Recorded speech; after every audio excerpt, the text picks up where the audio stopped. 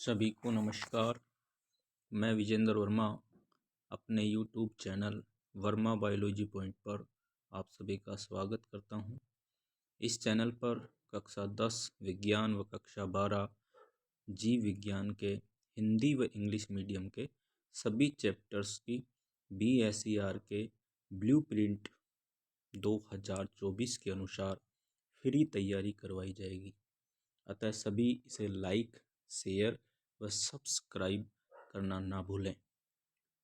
तो चलिए आज हम कक्षा 12 जीव विज्ञान का फर्स्ट चैप्टर पुष्पीय पादपों में लैंगिक जनन, इसके आज हम बहुचयनात्मक प्रश्न MCQ क्वेश्चन करेंगे। तो चले, फर्स्ट क्वेश्चन है,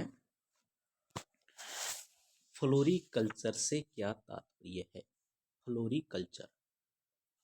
फ्लोरीकल्चर से क्या तात्पर्य है? तो हम यहाँ बात करते हैं फ्लोरीकल्चर की। देखिए, फ्लोरीकल्चर कहते किसे हैं? तो फ्लोरीकल्चर होता है पुष्प कृषि। पुष्पों की जो खेती की जाती है उसे क्या कहते हैं? फ्लोरीकल्चर। तो यहाँ आंसर होगा ऑप्शन नंबर 3। अगला है काली मिर्च में, क्वेश्चन नंबर सेकंड क्या है? काली मिर्च में बीजांड काय का शेष बचा हुआ भाग एक पतली झिल्ली के रूप में उसको चारों ओर से घेरे होता है, पतली झिल्ली के रूप में पाया जाता है, जिसे कहते हैं परिभ्रूण कोश। और याद रखिएगा, ये चकुंदर में भी होता है।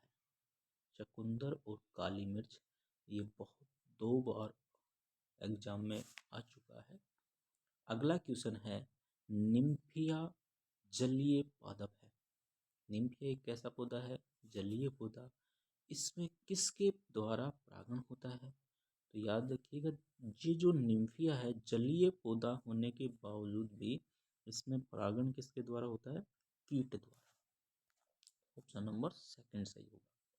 अगला क्वेश्चन है, यदि एक पौधे की लघु बीजाणु मात्री कोशिका में 12 गुणसूत्र हैं तो भ्रूण कोश में कितने होंगे? तो याद रखें यहाँ कि लघु बीजाणु मात्री कोशिका द्विगुणित होती है और द्विगुणित में गुणसूत्र कितने होते हैं? 12। तो अगुणित में कितने हो जाएंगे? 6। अब यहाँ पूछा गया हमें भ्रूण कोश में, तो भ्रूण कोश होता है त्रिगुणित। तो अगुणित में 6 होते हैं तो त्रिगुणित में हो जाएंगे ऑप्शन नंबर 3, 18 गुणसूत्र होंगे।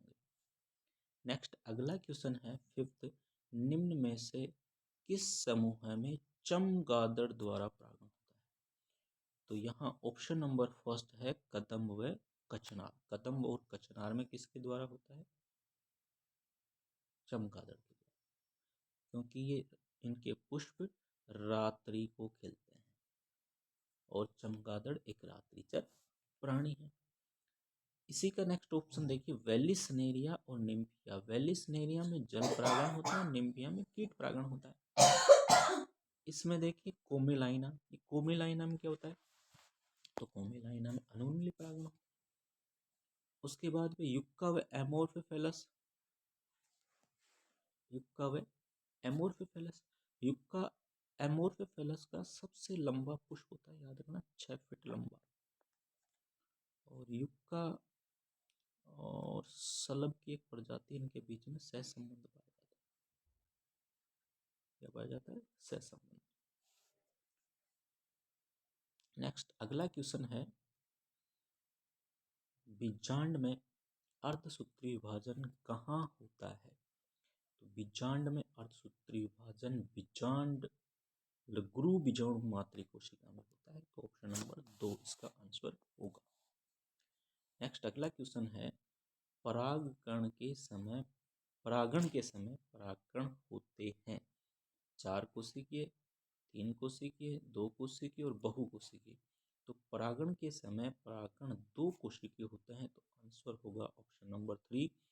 इसमें 2 कोशिका कौन कौन सी होती हैं? एक कोशिका बड़ी कोशिका होती है जिसको कहते हैं कायिक कोशिका, और कायिक कोशिका से बनती है परागनलिका। और छोटी कोशिका होती है जन्म कोशिका, और जन्म कोशिका का केंद्र को विभाजन करके 2 नरयुग्मक केंद्र बनाती है। अगला क्वेश्चन है, आवर्तबीजी पादपों के मादा युग्मकोद्भिद में सामान्यतः कितने विभाजन होते हैं? तो मादा युग्मकोद्भिद में, ठीक है, तो मादा युग्मकोद्भिद को भ्रूण कोश भी कहते हैं, तो ये भी याद रखना, इसे क्या कहते हैं? भ्रूण कोश। अब मादा युग्मकोद में विभाजन कितने होते हैं? तो हमने पढ़ा है, एक सक्रिय गुरु बीजाणु से बनता है, तो सक्रिय गुरु बीजाणु का केंद्रक विभाजन करके दो केंद्रक बना लेता है, जो विपरीत ध्रुवों पर चले जाते हैं, बीच में क्या बन जाती है? कृत्तिका। और दोनों केंद्रक विभाजन करके फिर 4 केंद्रक बना लेते हैं, और 4 केंद्रक विभाजन करके 8 केंद्रक बना लेते हैं, 4 4 दोनों ध्रुव पर। तो विभाजन कितने हैं? फर्स्ट, सेकंड और थर्ड कितना हुआ? 3। तो इसका आंसर होगा ऑप्शन नंबर थर्ड।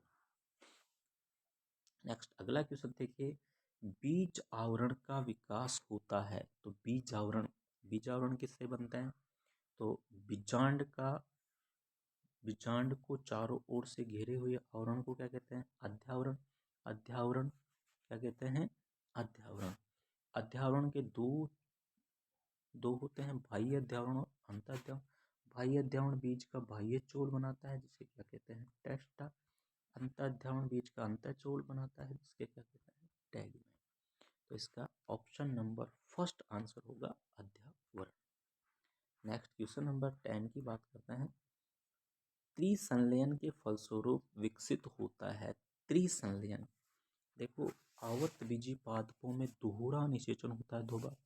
पहले युग्मक संलयन होता है और दूसरा असत्य निषेचन होता है, जिसे कहते हैं त्रिक संलयन। तो त्रिक संलयन के दौरान प्राथमिक भ्रूण पोष केंद्रक बनता है, और प्राथमिक भ्रूण पोष केंद्रक से क्या बनता है? त्रिगुण संरचना, जिसको कहते हैं भ्रूण पोष।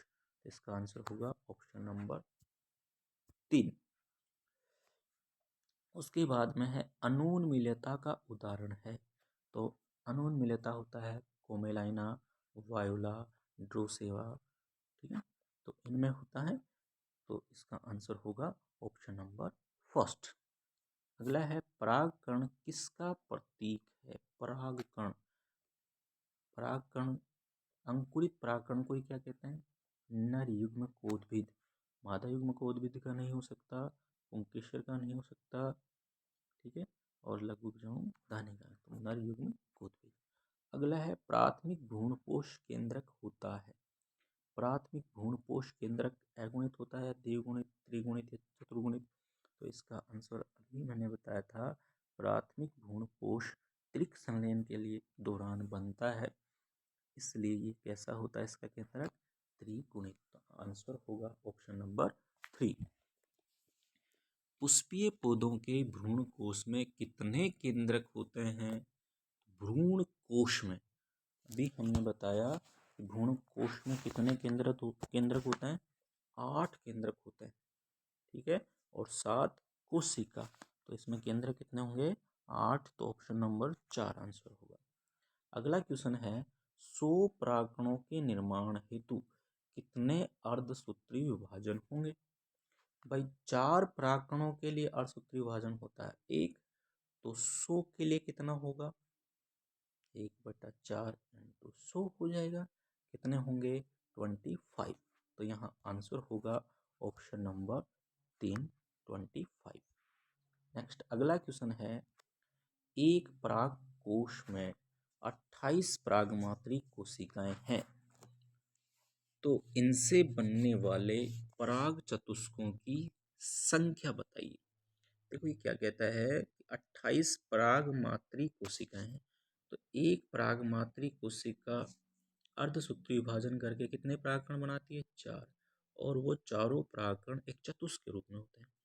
तो ये कह रहा है कि कितने पराग चतुष्क बनेंगे? भाई एक परागमात्री कोशिका से एक चतुष्क बनता है, तो 28 से कितने बनेंगे? 28। तो इसका आंसर होगा ऑप्शन नंबर 2, 28। अगला क्वेश्चन है क्वेश्चन नंबर 17, परागकण की बाह्य भित्ति किसकी बनी होती है?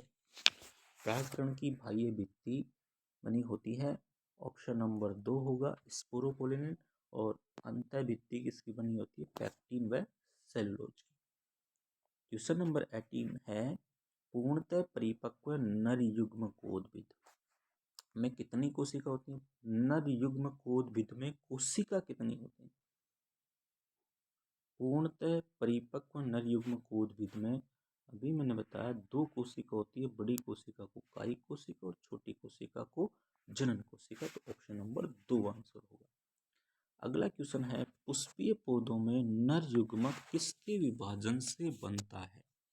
नर युग्मक किसके विभाजन से बनते हैं? तो 2 नर युग्मक होते हैं और परागकण में 2 कोशिका होती हैं, एक कायिक कोशिका और दूसरी जनन कोशिका। अब जनन कोशिका का केंद्रक विभाजन करके 2 नर युग्मक केंद्रक बनाता है। तो ऑप्शन नंबर होगा सेकंड आंसर इसका। Next question number 20। Question number 20 है यदि किसी पौधे की जड़ की कोशिका में गुणसूत्रों की संख्या 14 है तो उसके बीजांड की सहायक कोशिका में गुणसूत्रों की संख्या होगी। बीजांड की सहायक कोशिका कैसी होती है? अगुणित। और ये जड़ की कोशिका कैसी होती है? द्विगुणित। तो द्विगुणित में 14 है तो अगुणित में होंगे ऑप्शन नंबर फर्स्ट 7। अगला क्वेश्चन है भ्रूण कोश होता है, भ्रूण कोश कहते हैं मादा युग्मकोद्भिद को। नेक्स्ट है परिपक्व पोलीगोनम प्रकार के भ्रूण कोश में पाए जाते हैं। देखो जिस भ्रूण कोश में 7 कोशिका और 8 केंद्रक होते हैं उस भ्रूण कोश को क्या कहते हैं? पोलीगोनम प्रकार का। ठीक है, तो इसमें कितनी कोशिका होती हैं? 7 कोशिका और 8 केंद्रक होते हैं। ऑप्शन नंबर फर्स्ट इसका आंसर होगा। अगला क्वेश्चन है पुष्पीय पौधे के किस भाग में फिलीफॉर्म उपकरण पाया जाता है? तो ये फिलीफॉर्म उपकरण पाया जाता है सहायक कोशिकाओं में। जब परागनली बीजांड में प्रवेश करती है तो सहायक कोशिका को भेदते हुए सहायक कोशिका या अंड कोशिका के मध्य से करती है। तो फिलीफॉर्म उपकरण किसमें होता है? सहायक कोशिका। निम्न में से किस में अनुन्मील्य परागणी पुष्प पाए जाते हैं? तो ये पहले भी आ चुका है, वायोला, कनकोआ, ड्रोसेरा, कोमेलाइना। तो इसमें आंसर कौन सा होगा? कोमेलाइना, ऑप्शन नंबर 3। अगला है मक्के के दाने में पाए जाने वाली एल्यूरोन परत किससे समृद्ध होती है? तो ये एल्यूरोन जो परत होती है वो बनी होती है प्रोटीन की। किसकी होती है? प्रोटीन की। तो यहाँ ऑप्शन नंबर 3 आंसर होगा। अगला क्वेश्चन है बिना निषेचन के फल। बिना निषेचन के फल, तो ये नाम से ही प्रतीत होता है यहाँ कि बिना निषेचन के फल क्या कहलाता है? अनिषेक फल। और बिना निषेचन के अंड कोशिका का वयस्क में बदलना ये क्या कहलाता है? अनिषेक जनन। और असमंजन, असमंजन का मतलब होता है बिना निषेचन के बीज का निर्माण, बिना निषेचन के बीज बनना। और यहाँ है बहुभ्रूणता, तो एक बीज में एक से अधिक भ्रूण बनना ये क्या कहलाता है? बहुभ्रूणता। और ये सबसे पहले किसमें खोजा गया था? सिट्रस कुल में। नेक्स्ट आंसर क्वेश्चन नंबर अगला आता है 27। त्रिसंलयन के फलस्वरूप विकसित होने वाला बीज का भाग है। त्रिसंलयन के फलस्वरूप, त्रिसंलयन के दौरान क्या बनता है? तो प्राथमिक भ्रूण कोश केंद्रक, प्राइमरी एंडोस्पर्म न्यूक्लियस बनता है। और इससे क्या बनता है? एंडोस्पर्म बनता है। तो ऑप्शन नंबर 3 आंसर होगा भ्रूण कोश। पराग कोश के टेपिटम का कार्य क्या है? तो पराग कोश भित्ति के 4 स्तर होते हैं, बाह्य स्तर, अंतःस्थिशियम, मध्य स्तर और टेपिटम। बाह्य स्तर सुरक्षा का काम करता है, अंतःस्थिशियम पराग कोश के स्फुटन का काम करता है, स्फुटन में सहायक होता है।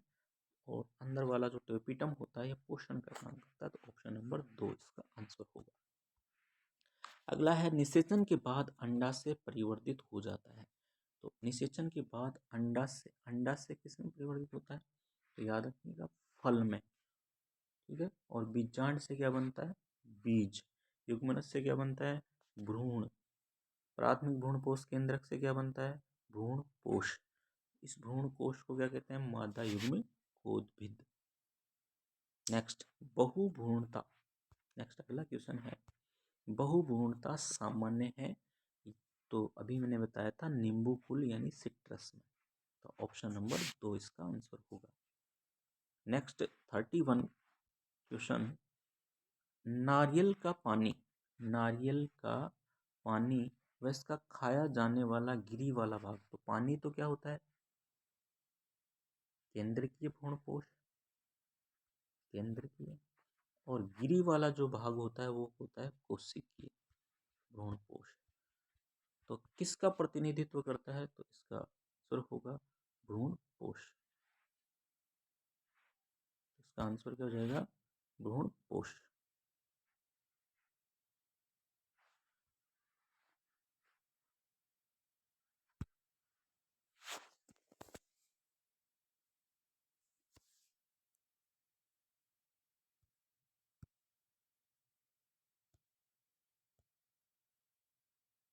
अगला क्वेश्चन है, नेक्स्ट है, प्रांकुर चोल किसकी विशेषता है? प्रांकुर चोल, तो ये प्रांकुर चोल किस में बनता है? एक बीजपत्री भ्रूण में। इसका ऑप्शन नंबर सेकंड आंसर होगा। अगला क्वेश्चन है, आवर्त बीजी के मादा युग्मकोद में कौन सी संरचना अनुपस्थित होती है? तो मादा युग्मकोद में 7 कोशिका और 8 केंद्रक होते हैं। बीजांड द्वार की ओर 3 कोशिका होती हैं जिनमें एक एक केंद्रक होता है। निभाग की ओर एक एक कोशिका, 3 कोशिका होती है जिनमें एक एक केंद्रक होता है, और एक केंद्रीय कोशिका होती है जिसमें 2 केंद्रक होते हैं। इसमें जो नीचे वाली 3 कोशिका होती है बीजांड द्वार वाली, इनको अंड समुच्चय कहते हैं, जिसमें बीच वाली अंड कोशिका और साइड वाली क्या कहलाती हैं? दोनों सहायक कोशिका। और निभाग की ओर होती हैं उनको एंटीबोडल सेल कहते हैं, इसको केंद्रीय कोशिका कहते हैं। तो सहायक कोशिका भी होती हैं, केंद्रीय कोशिका भी होती हैं। तंतु रूपी समुच्चय ये किसमें होता है? तो ये होता है बिलीफॉर्म, अभी पढ़ा था हमने, तो ये होता है सहायक कोशिकाओं में। तो इसमें से ऑप्शन नंबर फर्स्ट इसका आंसर होगा, जो इसमें नहीं होता है। निम्नलिखित में से परिभ्रूण कोष पाया जाता है? तो मैंने कहा था अभी, काली मिर्च और चकुंदर में परिभ्रूण पाया जाता है, तो इसका होगा ऑप्शन नंबर फर्स्ट आंसर। तो आज इतना ही पढ़ेंगे। सभी लाइक करें, शेयर करें। धन्यवाद।